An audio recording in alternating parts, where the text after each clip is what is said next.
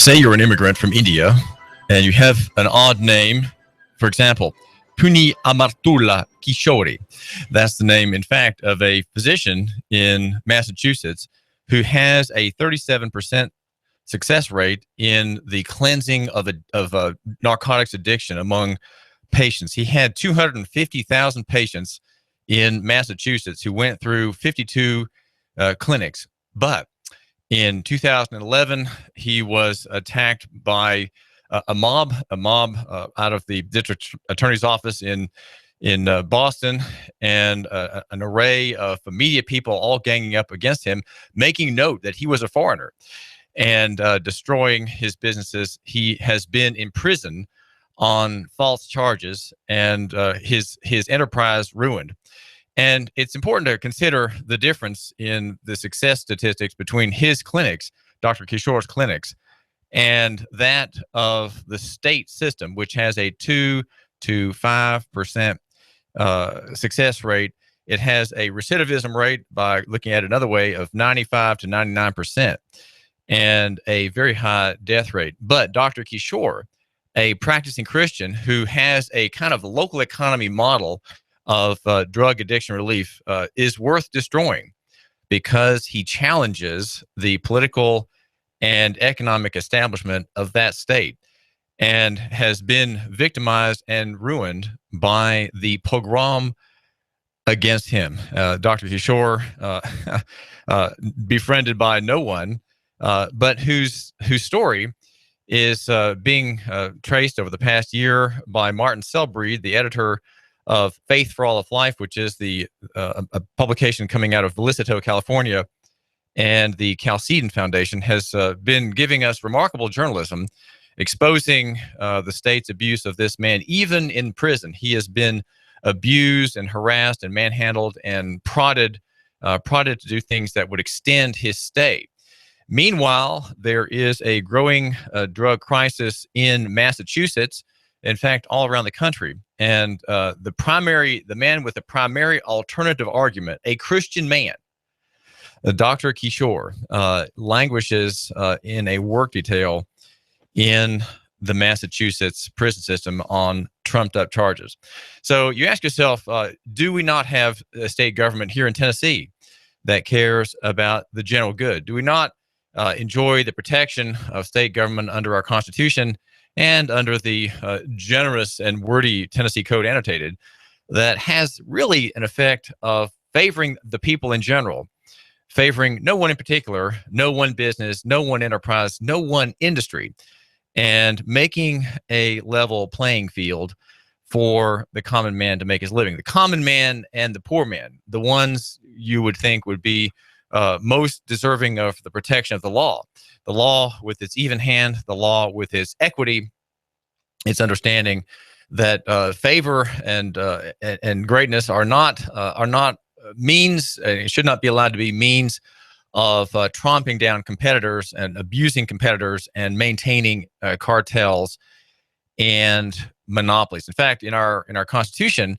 titles of nobility are abolished, as so are eternal covenants, covenants that go past the life of people, beyond, of course, wills. Those do control, but there are not allowed in Tennessee perpetuities that favor a particular organization or company, or a covenant made between two people cannot control by a dead hand generations into the future. Though we have them all over the place that they touch and serve the interests of the environmental movement, and these are perpetuities that pretend to lock up land forever, prevent development of land until Christ returns. That effectively is what these perpetuities pretend to offer by way of protection, right? Protecting scenic views and gullies with rivers running down them and forest land and the like, all kept forever, ostensibly, away from human involvement, human interaction, and development. Some, no doubt, of great merit visually and worth keeping, but by a means and method that's not considered constitutional in our state, and that would be by perpetuities and monopolies, giving certain bodies a kind of title of nobility. In other words, they can't be touched. They have a perpetual reign over something and not subject any longer to market forces, the need to buy and sell. Well, in Massachusetts, the war against Dr. Kishore, as traced by Martin Selbrede in the Council of the Calstone Foundation's magazine, is one in which 250,000 people have been cured of their addictions with partly and interestingly enough a spiritual connection, where there is a spiritual life. The life of man as creature, being subjected to God, being made in God's image, has to account to God for his addictions and his problems. So there was funding. There was Medicare funding for these clinics. There was state funding for these clinics, and all with great success. But then the tide turned against Dr. Kishore, and his assets were seized. He was a ruined man, and his 52 clinics operating on a local economy system. In other words, you have your clinic where the people are the addicts, right? You have your clinics all around. They don't go downtown for their treatment. They go down the street for their dealings with the counselor. What's happened is that there has been a state intervention in the medical economy, and the enemy of a state system of economics in the medical field is the successful alternative provider, who has made a remarkable impression upon at least a few people who understand that the Massachusetts model is second to none, and yet it has been subjected to a smear in the media. Prior to the states destroying his clinics, the death rates from opioid usage were neither growing nor static. They were dropping. According to Massachusetts state documents from 2006 to 10, the deaths had actually dropped by 15%. Most of the drop occurring in the towns where Dr. Kishore's clinics were located. His program was graduating people from addiction to sobriety. Men and women got their lives back, re-entered society as productive individuals, many even spiritually transformed as a result. The numbers tell the story. Martin says 50% to 60% of his incoming patients were still sober after 1 year under his treatment program, compared to 1 to 5% for all other programs run by every other treatment center. When his program was shut down and the clinical evidence was subjected to an implicit media blackout, death no longer considered taking a holiday in Massachusetts. Death started working overtime and expanded its reach, and he gives details about that in Massachusetts and elsewhere around the country. It's a story you'll see at Nooganomics.com in probably the next day or so. I've spent part of my time today doing a teaser for a man who's going to be coming on our show. His name is J.C. Knott, and I don't tell you who my guest is, because I want you to hang around to find out. But he represents the 1st Tennessee Rifles and is part of the unorganized militia in Tennessee. It's a field I've done a little bit of reading in, and my question is, what are Tennesseans afraid of? What is their concern? Why are they worried about a disorder that comes in, I think, in their conception, more from the public sector than the private sector? In other words, the criminal gangs that members of such militias fear are less young men from minority neighborhoods in distressed economic conditions getting in cars, gangbangers getting out into the countryside and on rampage, stealing and looting. That is less of a threat in their conception, if I read them right, than the state actor doing everything as a matter of official policy on whim of some officer or other, some state actor or other. Well, the name is David Tulis. I do thank you for giving me a couple of minutes of your time. We are here brought to you by Choo Choo Barbecue of Hickson, which is a great little restaurant. I had a tremendous chicken sandwich and a salad Friday for lunch. Just very, very, very gratifying lunch. Call ahead if you want catering by Choo Choo Barbecue of Hickson, 870 7894. That's 870-7894. And there's pork and chicken or beef, and it'll come through for you. There is a secret rub and a delicious smoked flavor. That's Choo Choo Barbecue near Valley Brook and Hickson. Do think about going there for a great treat. Also, we're brought to you by Superior Air Systems.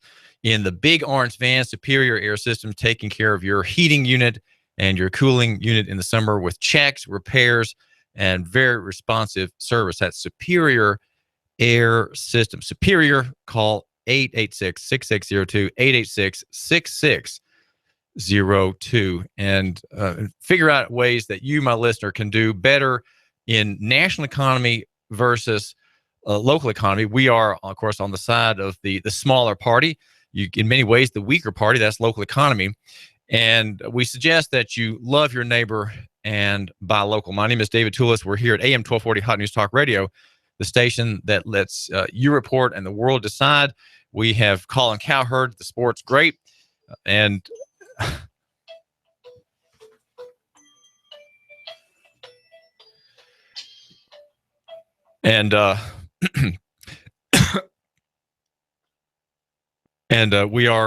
we have also Sean Hannity in the afternoon, and CBS Radio News and Fox, and of course NASCAR. We're the NASCAR station that has the races every Sunday. And if you run a business, make sure you consider being a sponsor of NASCAR here at AM 1240 Hot News Talk Radio. So we're asking ourselves, does the state of Tennessee look out for the common weal? And we're going to have to say that no, it doesn't. And we have today what is fair to call commercial government, which is in commerce. And I have been thinking a great deal about that, and looking at. In fact, I was looking at some of the writings of Representative Andy Holt, who is from Dresden, Tennessee. And back in June, he was writing about traffic cameras and how the state has let for several years. It has let traffic camera providers out of Australia and Arizona rake millions and millions of dollars of local economy money. He's writing about Gallatin and Murfreesboro into their coffers. They give a little bit of a skimming to the municipality. ATS and Red Flex are the big money makers.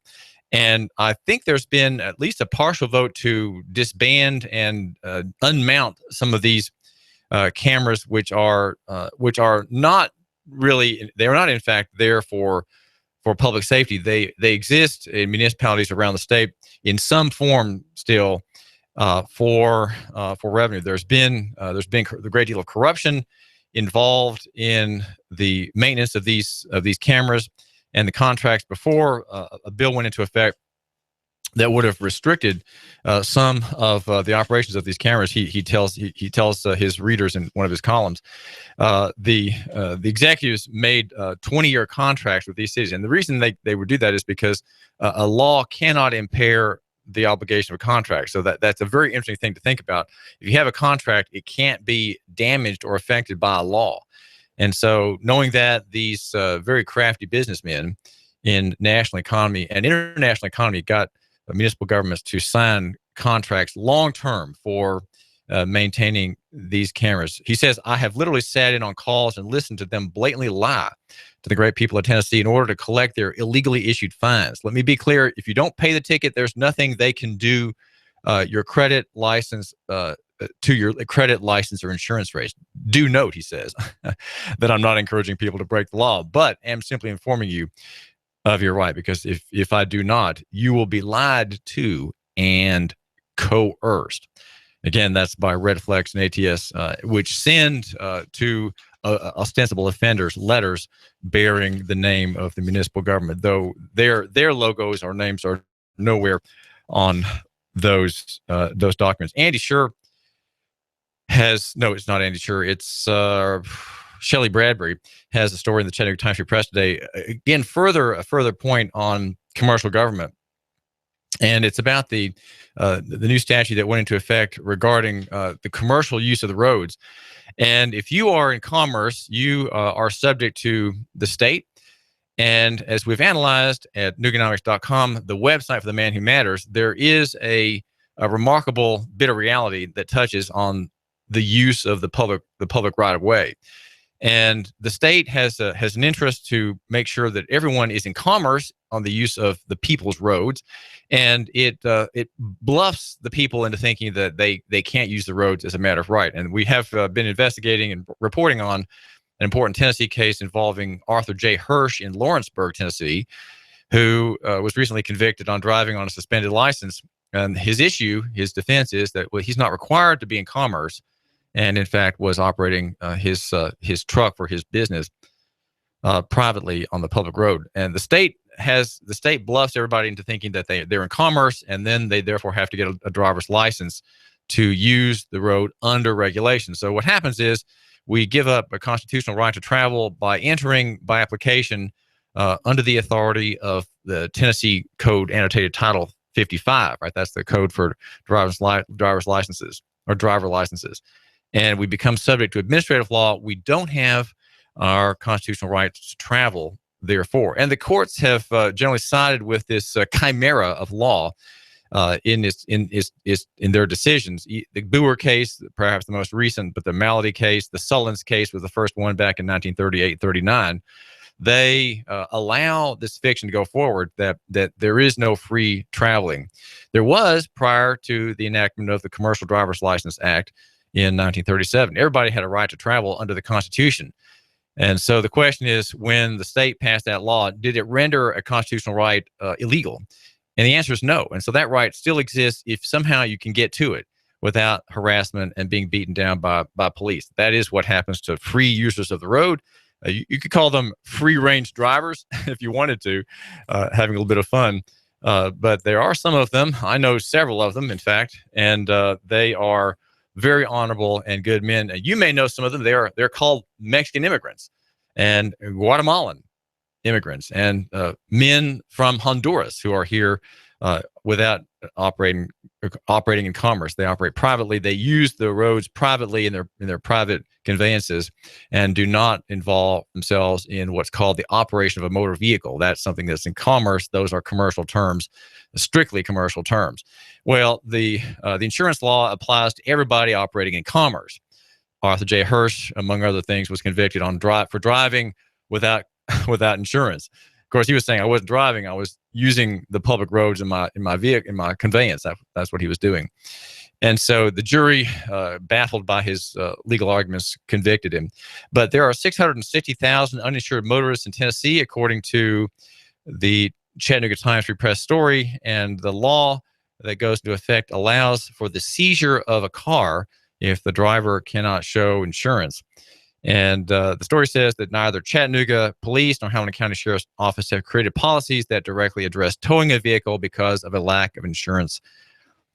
Spokesman said. Of course, this bill was sponsored by a Republican.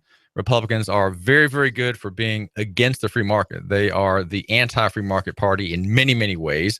And they are the defenders of the status quo. They are the defenders of the unconstitutional governments that we have. And they're continuing rapine and pillage, if you will, against the almost forgotten interests of people like you, my listener, the common man. If you have some numbers problems or numbers needs, make sure you contact Eric Pelton. He is the numbers guy and an accountant who does taxes, and he'll help you keep more of what you've earned. His number is 622-3156. That's 622-3156. Eric Pelton, the numbers guy, and online it's ejpelton.com. If you're thinking of going into business, call Eric, ask him for an interview, and say, "Hey, I'm thinking of starting a business. I'd like to meet you because I'll be needing some accounting services at some point, and maybe you could just give me some feedback on my business plan." It's something he would love to do. Though now his time is a little bit less easily given away as the tax season has started. That's Eric Pelton at ejpeltoncompany.com. This is David Tulis. My name. I do thank you for giving me just a couple of minutes of your time. You may be mourning the death of David Bowie, the rock star, and much talk is heard today. You'll be hearing excerpts of Major Tom and other of his songs. There is make note of one opportunity of local economy. Local economy by buying tickets for the jackpot. It is now 1.3 billion, apparently the world's largest. An Associated Press story that appears on TV3's website makes a point of a little bit of queer human relation. It makes reference of Daryl Collins of Phoenix and his husband, each won $24 from the 70 Powerball tickets they bought. They plan to use that money toward buying more tickets for the new higher jackpot. Collins said it was a shock that nobody won. He says he's a 55-year-old real estate agent and said he and his husband would definitely share the wealth. I'm so glad that there's amity in that union between husband and husband. This is David Tulis. After this very cold start, expect some sunshine for your Monday. Afternoon highs only 40 to 43. Tonight, a few clouds, not as cold, lows 25 to 27. Continued dry, cool Tuesday, mid and upper 40s with another shot of cold weather returning Wednesday. Cold weather is here for a while, so let Dodge City Ski Shop keep you and your family toasty warm with long underwear, wool socks, and Columbia jackets. That's Dodge City Ski Shop, East Brainerd Road, Chattanooga. And I'm 1412 Chief Meteorologist Patrick Hoare. On AM 1240, Hot News Talk Radio.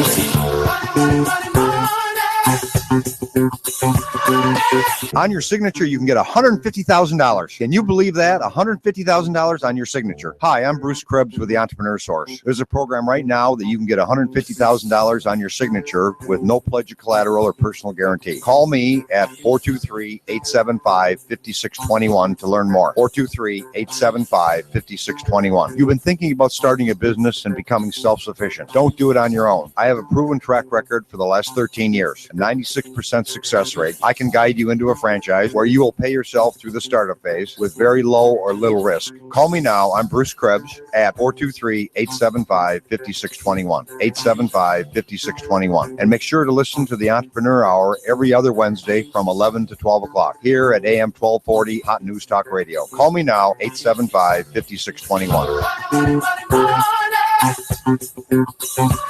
While politicians debate climate change and taking our guns, they leave America vulnerable to disaster. You need to act now to keep your family safe and prepared. Do you have an emergency plan? Do you have long-term storage food? Do you have the skills and mindset to survive a disaster? If not, what are you waiting for? Call P5 Preparedness right now, 423-602-2175. Do you honestly think the government is going to help you? If you do, you are wrong, dead wrong. Don't get caught unprepared.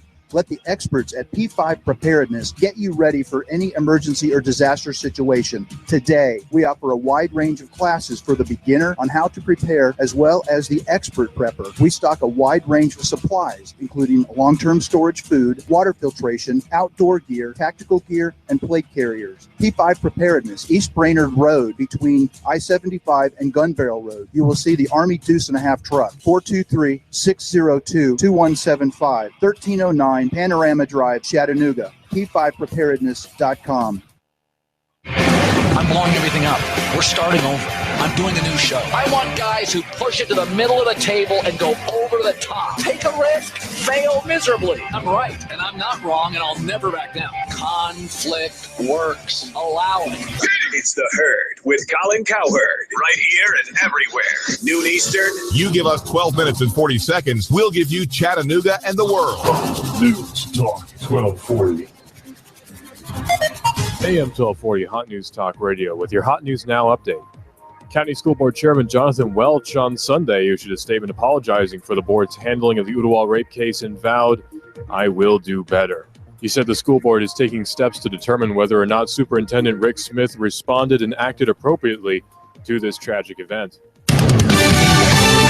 Fox News Radio, I'm Pat O'Neill. The entertainment world loses a rock icon. David Bowie, after a long battle with cancer, dead at 69, as tributes pour in from around the world. British Prime Minister David Cameron saying he was a master of reinvention. And one of the things that's so incredible is almost all his reinventions were incredible successes. A series of stars paying tribute from the Rolling Stones and Gene Simmons of Kiss to Madonna and rapper Kanye West. Fox Radio Simon Owen. Gas prices continue to fall. The average price at $2.05 a gallon. We do have the lowest prices in nearly 7 years, and we might break that by a few more cents per gallon in coming days unless crude oil prices reverse themselves. Oil analyst Trilby Lumberg. Pope Francis calling for a creative strategy to deal with global migration, insisting many nations have the means to absorb refugees without sacrificing security. Fox News, we report, you decide. When the weather turns bad, turn to AM 1240 Hot News Talk Radio. On the net, hotnewstalkradio.com. Follow us on Twitter, YouTube, and Facebook. From the Hot News Talk Radio Weather Center. Chattanooga, we've got you covered. When the weather turns bad, the Tennessee Valley turns to Hot News Talk Radio. Go, go, go, go, go, go. Live from Chattanooga, Tennessee, it's Nooganomics with David Tulis.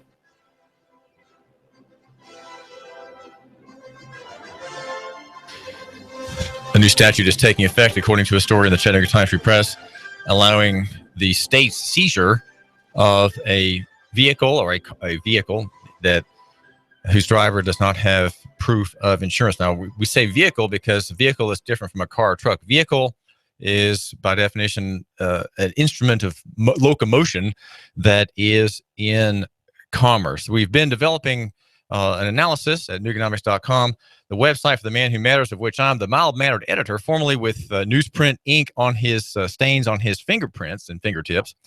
And the analysis is an explanation of the odd wording of Tennessee Code Title 55-5301, the driver's license application form or statute, which makes it very clear that you enter into the realm of administrative law under the UAPA, the Uniform Administrative Procedures Act, by application, and that you apply to enter into that realm to be subject to regulation, which of course means that you're safe. If you're subject to regulation, you are safe and secure, and the state is there to monitor you and to sort of control you and tax you just a little bit to make sure that your operation of a motor vehicle in commerce is safe. Now, there are drivers who are not drivers, but there are, should I say, users of the road, people who travelers who do not have that relationship and are, as they understand it now, exercising a constitutional right to travel by the conveyance of their choice. They have a liberty of locomotion, a liberty of self-propulsion, and they do so with great peril to themselves. The state harasses such people. It pursues them. It hounds them. It jails them, and then it tries them, as it has just recently, December 22nd, in Lawrenceburg, Tennessee. The most recent such constitutional user of the roads, Arthur J. Hirsch, whose trial I attended and which I covered at Nooganomics.com. Read about his prosecution and his just and true defense made, sadly, to a jury. He elected for a jury trial rather than a bench trial. And, of course, the envy factor is what swayed the verdict against the free and innocent user of the roads, the constitutionalist who's living out the constitutional ideals of the right of property in propulsion, in self-propulsion and travel. You have a right of, if you can't move your assets and you can't move yourself, you in fact are enslaved. You are not a free person at all if there's no freedom of movement.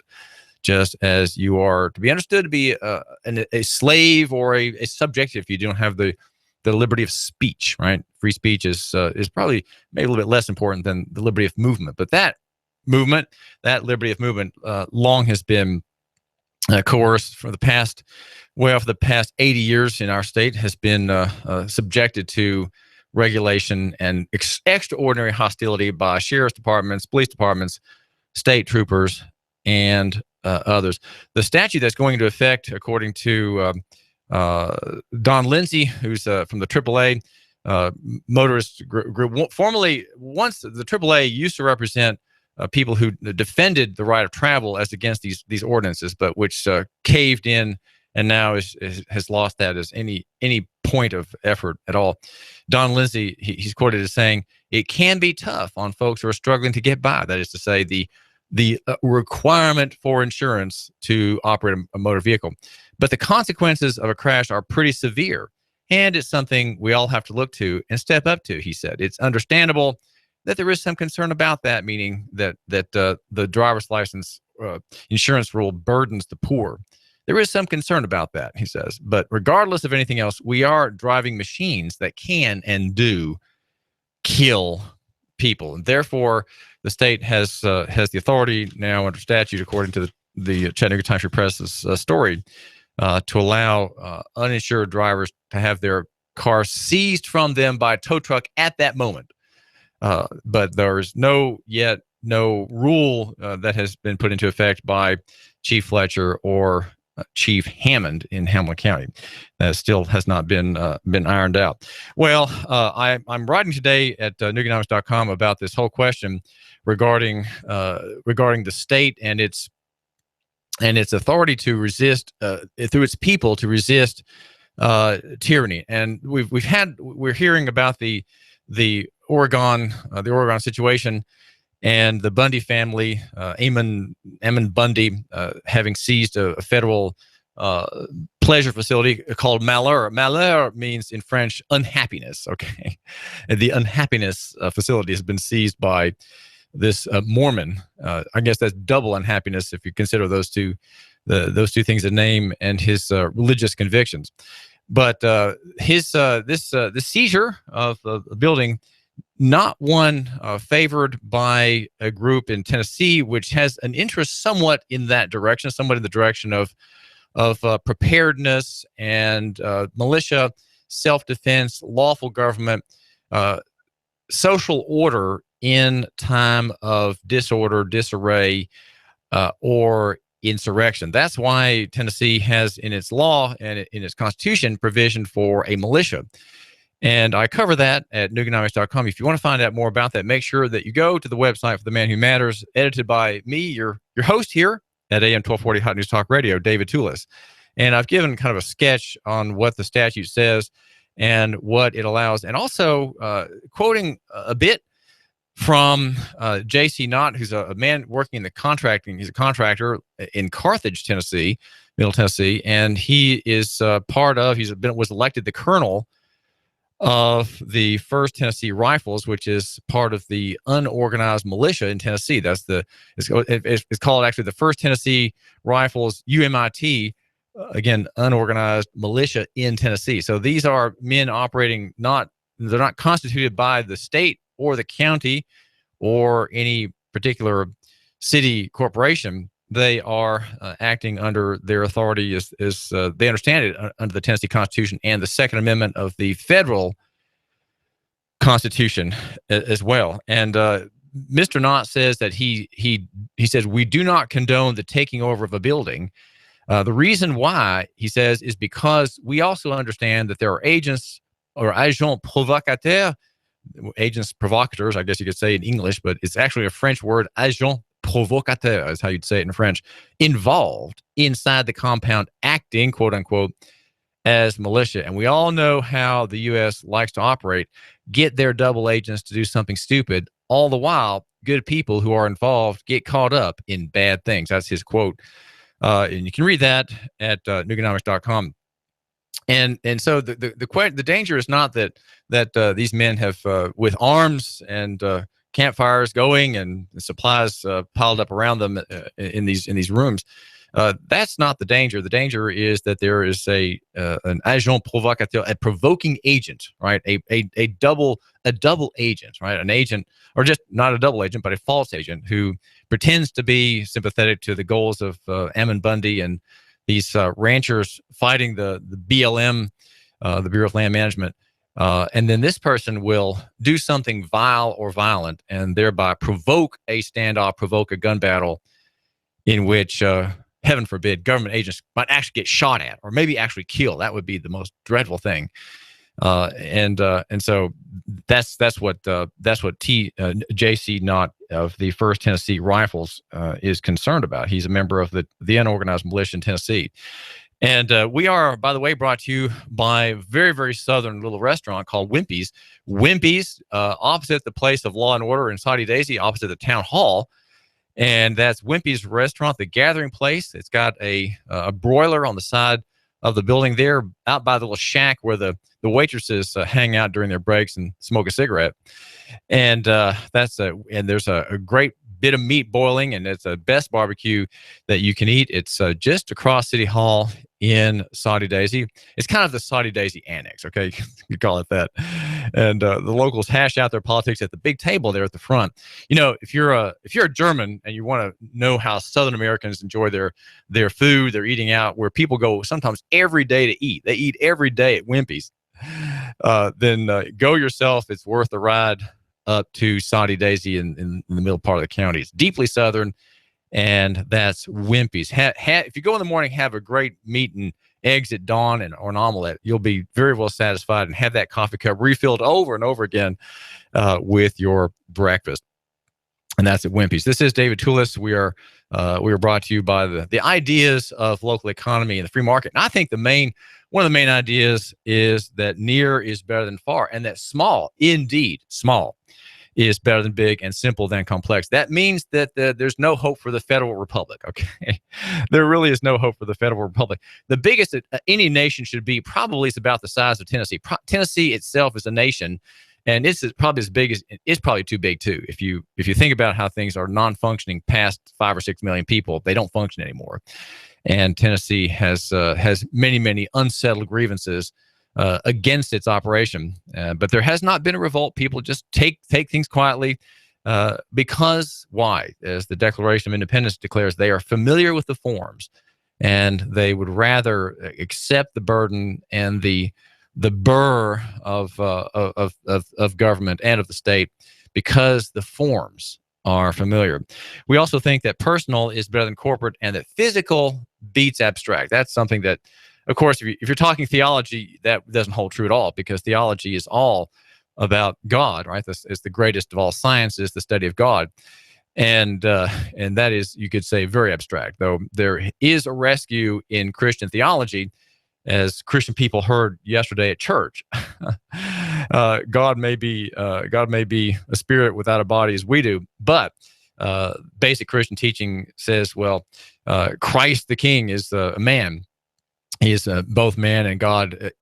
He is both being, both character, both aspects of his being are connected in the same person without confusion. So the Lord Jesus Christ, the man, the Savior of the church and of Israel, is in his body before God in heaven. Again, something that we can't understand, but that is the basic Christian teaching. I think, and I say that aware that many people who are professing Christians don't quite get that point.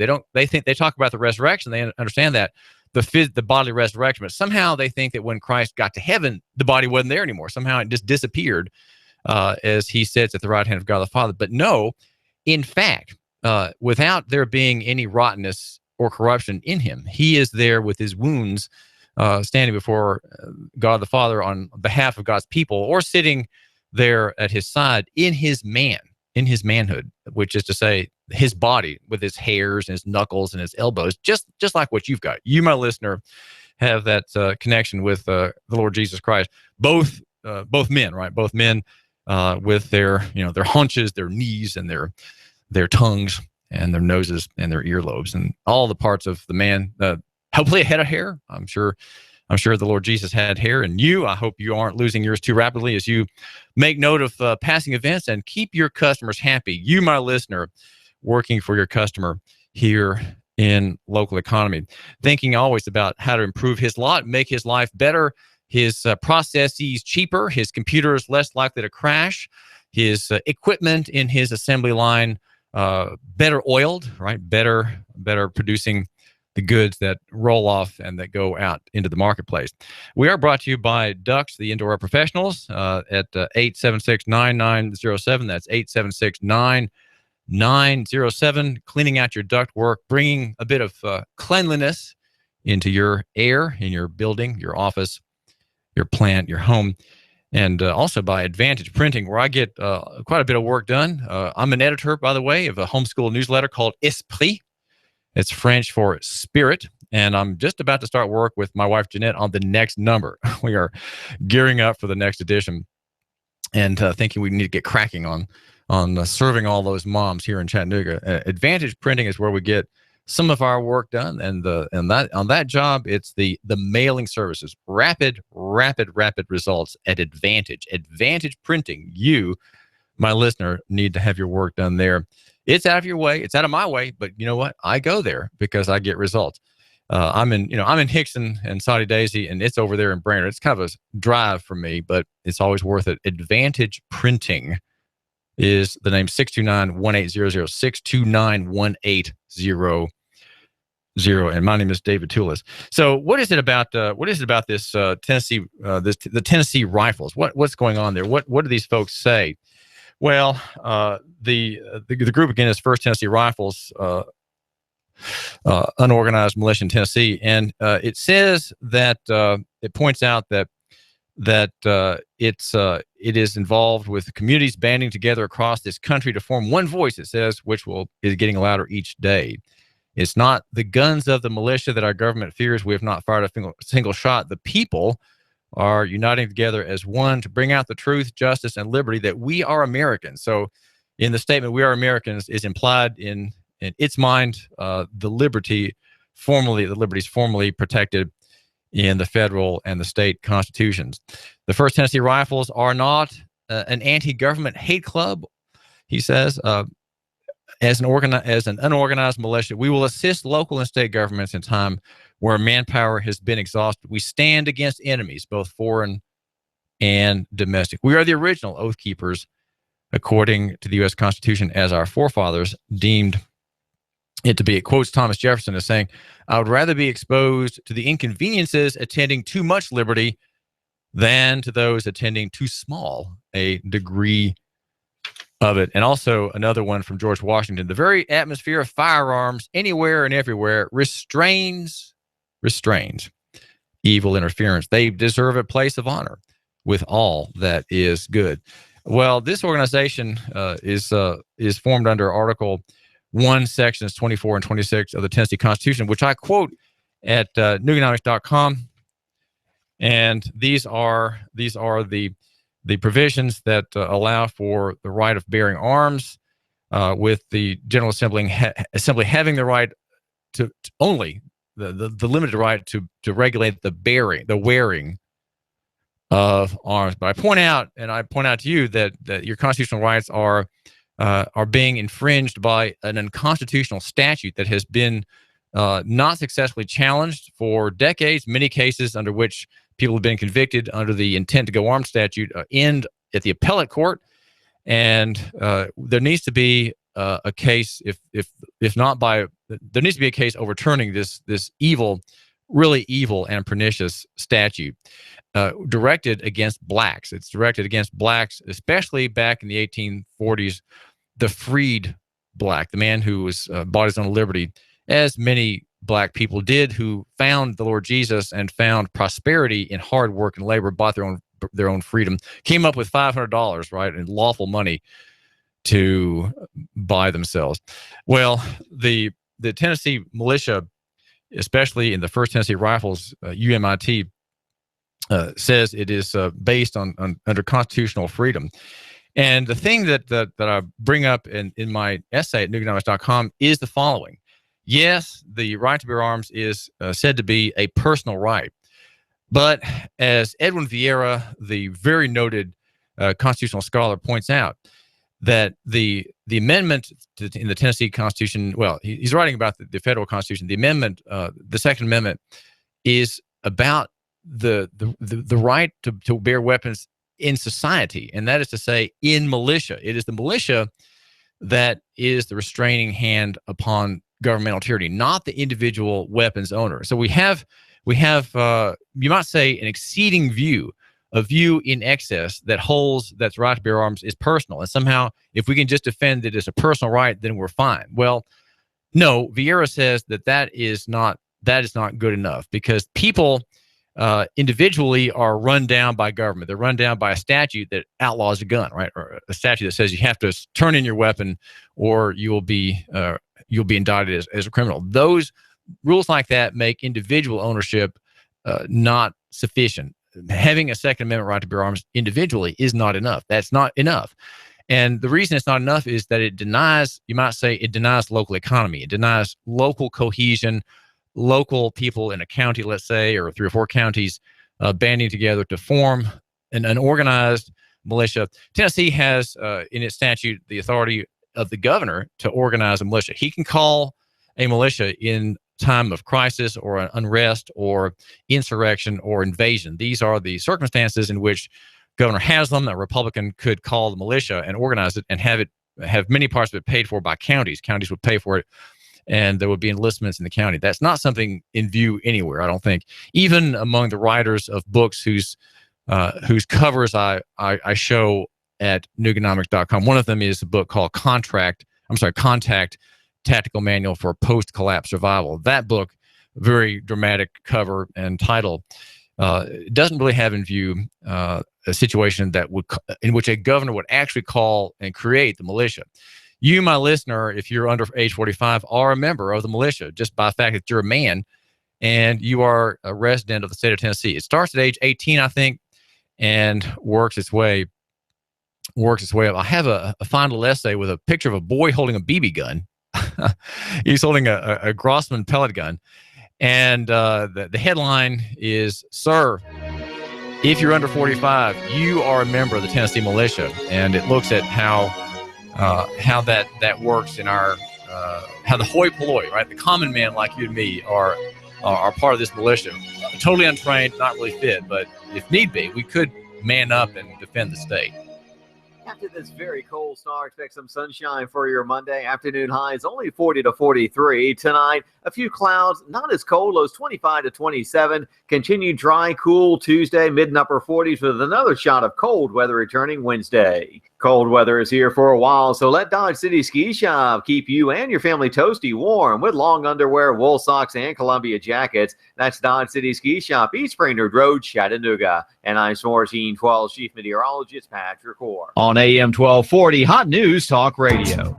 When the weather turns bad, turn to AM 1240 Hot News Talk Radio. On the net, hotnewstalkradio.com. Follow us on Twitter, YouTube, and Facebook. From the Hot News Talk Radio Weather Center. Chattanooga, we've got you covered. When the weather turns bad, the Tennessee Valley turns to Hot News Talk Radio. Go, go, go, go, go, go. I'm blowing everything up. We're starting over. I'm doing a new show. I want guys who push it to the middle of the table and go over the top. Take a risk, fail miserably. I'm right, and I'm not wrong, and I'll never back down. Conflict works. Allow it. It's The Herd with Colin Cowherd. Right here and everywhere. Noon Eastern. You give us 12 minutes and 40 seconds, we'll give you Chattanooga and the world. News Talk 1240. Accountants and tax preparers talk about helping you. But here's someone with help you can use right now as you plan for tax season. EJ Pelton Company has a website with excellent financial tools, ejpelton.com. Click any topic, budgeting, college, debt, mortgage, income, insurance, payroll and benefits, retirement. Go to ejpelton.com right now, and later today, give yourself time to think about taxes and the help you'll need. ejpelton.com, open 52 weeks a year, always available for questions or tax help. EJ Pelton, a company to depend on at tax time. Think ahead, ejpelton.com. Call 332-3339. That's 332-3339. I'm the type of guy that likes a big breakfast, a couple of eggs, bacon, and some gravy and biscuits. I get that at Wimpy's. I know they have specials at lunch every day. That includes a big meat and three menu. At night, I want some good comfort food. Maybe some smoked brisket, pulled barbecue, or ribs. They've got that too. Wimpy's the type of place where you can go in and have a good conversation, catch up what's going on in Saudi Daisy, and have some great food. That's why I go to Wimpy's. You know where it's at, on Dayton Boulevard, right across from City Hall. That's Wimpy's. Give them a call, 423-332-6201. Did you hear me? It's 332-6201.